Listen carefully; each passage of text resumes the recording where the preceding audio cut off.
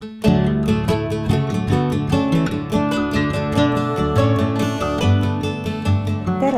Täna räägime sellest, kuidas lapsed suunavad meie valikuid ja ostuotsuseid. Lapsed ei tee rumalaid asju, neil on omad põhjused ja oma arusaam kvaliteedist. Mõistepaari lapsed ja kvaliteet kasutatakse palju, näiteks hariduse kvaliteet, kvaliteetne õppematerjal, huvihariduse kvaliteet, laste tervishoiuteenuste kvaliteet, une kvaliteet, laste liiete kvaliteet, laste toidu kvaliteet, mänguasjade kvaliteet ja nii edasi. Laste käitumist tarbijana ja seda, mida lapsed peavad kvaliteedi all silmas kaupade ja teenuste kasutamisel ning kuidas lapsed pere ostuotsuseid mõjutavad, on Eestis uuritud kaunis vähe. Kvaliteet on suhteline. Igal inimesel on oma ettekujutus ja arusaam kvaliteedist. Lapsed ei pruugi teada sõna kvaliteet, nemad kirjeldavad kvaliteeti omal viisil. Kõige levinuma definitsiooni kvaliteedile on andnud inimesed ise. Ma ei oska defineerida kvaliteeti, aga ma tunnen seda, kui kogen seda. Lapsed on oluline tarbijarühm paljudele kaupmeestele ja teenusepakkujatele. Pidades silmas väga keerukat olukorda, millesse on sattunud teenusepakkujad, sealhulgas majutusasutused, restoranid, spaad, meelelahutusettevõtted, sündmuste korraldajad ja paljud teised, koroonaviirusest tingitud piirangute tõttu on konkurents siseturistide ja kohalike elanike, sealhulgas lastega perede köitmisel muutunud paljudele võtmeküsimus ellujäämiseks. Tihtipeale otsustab laps ostu. Miks valis laps ühe või teise kauba, teenuse või koha? Valdav osa seonduvatest uuringutest küsib arvamust lapse vanematelt. Laste endi käest on seda harva küsitud. Mitmesuguste uuringute tulemusi kokku võttes võib öelda, lapsed mõjutavad vanemate ostuotsuseid vähemalt pooltel juhtudel, mõnede uuringute põhjal koguni 80% ulatuses. Lastel on tihtipeale suuremad teadmised kui nende vanematel, näiteks arvuti, telefoni või lisatarviku osas, aga ka selles osas, kuhu võiks nädala lõppu veetma või reisima minna. Lapsed on nutikad ja suudavad igasugu nippidega vanemaid ostma veenda. Vanemaid võib vaadelda kui laste ostude vahendajaid. Tihtipeale määrab ema kleidivaliku või isa lipsuvaliku nende laps. Lapsed on rohkem kui arvata osatakse tuttavad moe- ja luksusbrändidega, uute toodetega turul ja reklaamikampaaniatega.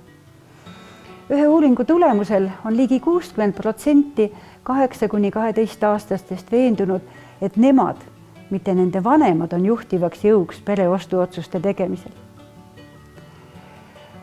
Paraku enamiku ostude puhul on vajalik lapsevanema heakskiit. Toode, teenus või koht, kuhu minna kavatsetakse, peab kõnetama mõlemat osapoolt. Toote omandamise või teenuse kasutamise ajendid ja arusaamad kvaliteedist võivad olla vanematel ja lastel vägagi erinevad. Näitena võib tuua koolikoti ostmise. Vanema jaoks on oluline, et see oleks kerge, vastupidav, ergonoomiline ja hinnalt vastuvõetav. Lastele aga see, et see oleks moekas. Või jalgrattakiivli ostmine. Lapsevanema jaoks on oluline selle turvalisus. Lapse jaoks aga võib-olla hoopis see, et ta soovib kindlasti samasugust nagu sõbral on. Lapsed teavad hästi, milline koht on popp ja äge. Nad teavad hästi, milline koht ja millised tegevused on mainekad sõprade hulgas, millisesse spaasse, teemakvarki, sündmusele või laagrisse tuleb minna. Kui vanemate jaoks võib olla eesmärgiks hariv aspekt, näiteks laps õpib ujuma või midagi tegema, siis laste peamine ootus on see, et see oleks põnev. Kui põnev pole, siis pole see nende jaoks ka kvaliteetne. Laste tarbimiskäitumine ja mõju pere ostuotsustele muutusid akadeemiliste uuringute teemadeks 1990. aastatel. Laste otsene mõju tähendab nende palveid, nõudmisi ning ka ostuosalust näiteks kaupluses, reisil olles või peres valikuid langetades. Samas on olulised ka kaudsed ehk passiivsed mõjud, kus vanemad lihtsalt teavad või aimavad oma laste tõenäolisi soove. Lapsi ei tohiks paigutada ühte sihtrühma. Ostukäitumise vaatenurgast võiks lapsi jaotada 3 eligrupiks: kuni 7-aastased, 8–12-aastased ja üle 13-aastased teismelised. Vanuse kasvades suureneb ka lapse vabadus käituda iseseisva ostjana. Enamus lastega perede ostukäitumise uuringuid käsitlevad lapsi pigem objektidena kui eraldiseisva subjektina, kelle arvamust ja hinnanguid ei saa kirjeldada läbi vanemate. Üldiselt arvatakse, et vanemad tunnevad oma lapsi hästi ja teavad, mida nad soovivad osta, kuhu reisida ja milliseid teenuseid kasutada. Tulles tagasi praeguse karmi koroonaaja juurde, kus ostjaid ja külastajaid napib, on targad ettevõtjad tabanud, et lastega perede köitmisele ja lastele meelepäraste teenuste arendamisele tuleb nüüd pöörata erilist tähelepanu. Kui perega välisreisile minna ei saa, reisitakse ringi Eestis ja kasutatakse kohalikke teenuseid. See on ju suurepärane. Aga kuidas tehakse valik, kuhu minna? Kui palju on neid teenusepakkujaid, kes teadlikult ja tõsimeeli on uurinud, kuidas sündis pere ostuotsus ja kuidas on lapsed seda mõjutanud? Mis tegelikult lastele meeldib ja millest nad puudust tunnevad? Miks nad teie juurde tulid või ei tulnud? Selle kohta, millised meetodid sobivad laste uurimiseks, leiab päris palju materjali. Enamus uuringuid seonduvad laste tervise, heaolu ja erivajadustega. Üheks tõeliselt huvipakkuvaks uuringuks on Sotsiaalministeeriumi tellimusel 2020. aastal läbi viidud laste ligipääsetavuse uuring. Soovitaksin väga kõigil teenusepakkujatel seda raportit lugeda. Laste uurimiseks kasutati selliseid uurimismeetodeid nagu osalusvaatlus ja fookusgrupi intervjuud, mis algasid joonistamisülesandega. Iga ettevõtja saab selliseid lihtsaid meetodeid ka ise kasutada, küll aga tuleb teada ja silmas pidada lastega seonduvat uurimise eetikat. Meil on täna ka külalised. Maria talu ja jõuluvana Korstna talu perenaine Liina Rand ja noor peremees Aleksander. Ja Liina ja Aleksander on valmis vastama mõnele küsimusele, mille ma seonduvalt eeltoodud juttudega välja nuputasin. Liina on olnud kaua aastaid ettevõtja. Siin oma ajapidamistes pakutakse väga põnevaid teenuseid lastele, eelkõige jõuluvana Korstna talus. Olen seal oma laste ja lastelastega mitmed korrad käinud ja seal on tohutult vahva. Aga nüüd küsiks niimoodi, millele tuginedes oled sina või teie suur firma, perefirma arendanud sellist toredat jõuluvana Korstna tänu ja neid teenuseid, kus te teate, mida teha, et lapsed neid ka nautima tuleksid? Tere ka minu poolt. See on tegelikult päris pika jutuga küsimus, aga ma püüan hästi lühidalt siis sellele vastata. Et tegelikult see projekt on täna just vaatasin, on 10-aastane, kust idee sündis. Ja ausalt öeldes ega me ka päris täpselt see moment ei teadnud, mis sealt välja kujuneb. Jõuluvana Korstna talu puhul on tegemist ühisprojektiga, kus füüsiline keskkond, kõik see talu, eluolu ja loomad on siis Maria talu poole pealt ja meie toredad koostööpartnerid, jõuluvanad loovad sinna siis seda sisulist poolt ja kuna tegemist on nii pedagoogi kui kultuuritöötajaga, siis tegelikult me oleme nagu usaldanud nende valikuid ja soovitusi siis programmide kokkupanemisel. Aga kas te ise, teil käib palju lapsi ja peresid ja kas sa oled ise ka kuidagi uurinud, et mis lastele eriti meeldinud on ja mida võib-olla tuleks juurde teha või teisiti teha või mis neile huvitav tundub ja mis on võib-olla igavavõitu?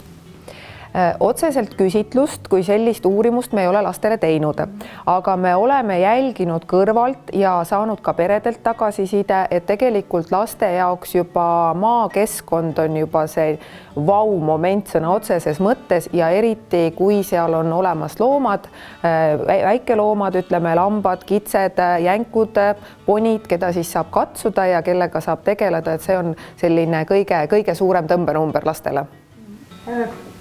Praegu on niisugune karm aeg, nagu ta on. Kas on tunda ka seda, et selline orientatsioon lastele või konkurents on nii-öelda kasvanud maaturismis või muude teenuste pakkujate hulgas, et kuidas sa tunned, et kas leitakse, et praegu lapsed on tähtsamad kui kunagi varem? Võib-olla päris nii ei ole, et lapsed on tähtsamad, et tegelikult on tähtsad kõik, aga lihtsalt hetkel, kui on võib-olla siin kõige esikohal on siseturism, siis tegelikult ega ei olegi midagi muud, et sa peadki ikkagi arvestama, et sa suudaksid pakkuda teenust kogu perele, et kui tulevad vanemad, et nendel oleks midagi teha ja tore ja et samas oleks ka lastele ikkagi ajaveetmisviisid, sest tegelikult olgem ausad, et kui peres on lapsed, siis ikkagi kui minnakse koos reisile, siis vanemad valivad ja teevad oma ka, ütleme, valikud selle järgi, et lastel tore oleks, sest et kuidas sa ise muidu puhkad, kui lapsed kogu aeg virisevad ja vinguvad, et on igav. Mida sina sellest jõuluvana Korstna talust arvad? Sina oled ju selle taluga koos kasvanud. Mis sulle seal kõige rohkem meeldib? Mulle meeldivad seal kõige rohkem loomad. Seal on palju loomi, mis loomad sulle meeldivad? Kõige rohkem meeldivad kitsed ja jänesed. Kitsed ja jänesed, need on toredad ju. Kas te vanematega koos puhkamas olete käinud? Oleme. Kus te olete käinud? Tais oleme käinud, siis oleme Rootsis ja Lätis käinud. Ja mis sulle nendele reisidel kõige rohkem meeldinud on? Tais meeldis mulle see kõige rohkem, et igas hotellis oli basseen, kus sai kogu aeg ujumas käia. Aga kui nüüd nendest kohtadest, kus sa käinud oled, mõni on selline, kuhu võib-olla uuesti tahaksid minna, mis koht see oleks? Taisse. Aga ütle, Aleksander, mis on sinu arvates need asjad, mida sul olemas ei oleks olnud või vanemad ei oleks ostnud, kui sina poleks seda soovinud või sind poleks olnud? Kui mind poleks olnud, siis mul ei oleks jänest olnud ja siis me ilmselt ei oleks käinud seal Legolandis. Nii et see oli nagu sinu pärast tehtud reis ja sinu soovitud reis. Et ütle, Aleksander, suvi on tulemas, koolivaheaeg on tulemas.